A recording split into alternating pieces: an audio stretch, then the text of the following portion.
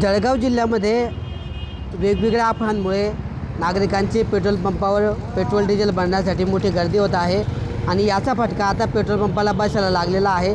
जळगाव शहरातला सागर पार्क परिसरातला वर्दळीचा हा पेट्रोल पंप आहे आणि या ठिकाणी 24 तास हा पेट्रोल पंप सुरू असतो। नागरिकांची मोठी गर्दी असते, मात्र या ठिकाणचाही पेट्रोल डिझेलचा साठा आता संपल्यामुळे हा पेट्रोल पंप बंद असल्याचे चित्र पाहायला मिळतं आहे।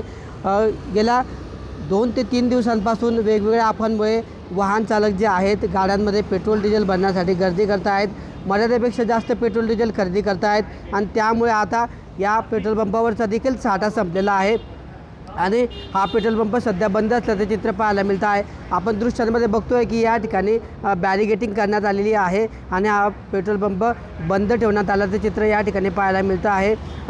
गेल्या 2 दिवसापासून या पंपावर मोठी नागरिकांची गर्दी होत आहे आणि नागरिकांच्या गर्दीमुळे जे आहे या ठिकाणचा पेट्रोल डिझेलचा साठा जो आहे तो पूर्णपणे संपलेला आहे। त्यामुळे आता हा सध्या तरी हा पेट्रोल पंप या ठिकाणी बंद ठेवण्यात आलेला आहे। जोपर्यंत पूर्ववत पेट्रोल डिझेलचा साठा यांना मिळत नाही तोपर्यंत हा पेट्रोल पंप असाच बंद राहणार आहे। आपण दृश्यांमध्ये बघतोय की त्या ठिकाणी आता पेट्रोल पंप चालकांनी या ठिकाणी सूचना देखील लावलेल्या आहेत की बाटलीमध्ये कुणालाही पेट्रोल मिळणार नाही, म्हणजे सुटं पेट्रोल कुणालाही दिलं जाणार नाही, अशा देखील सूचना या ठिकाणी आता लावण्यात आलेल्या आहे। त्यामुळे एकंदरीतच आता नागरिकांच्या मनामध्ये ज्या वेगवेगळ्या अफवा पसरल्या आहेत आणि त्याचा फटका जो आहे पंप चालकांना बसायला लागलेला आहे।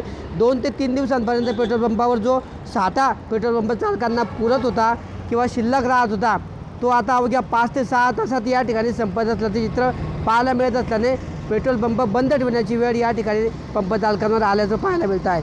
किशोर पाटील, TV9 मराठी, जळगाव।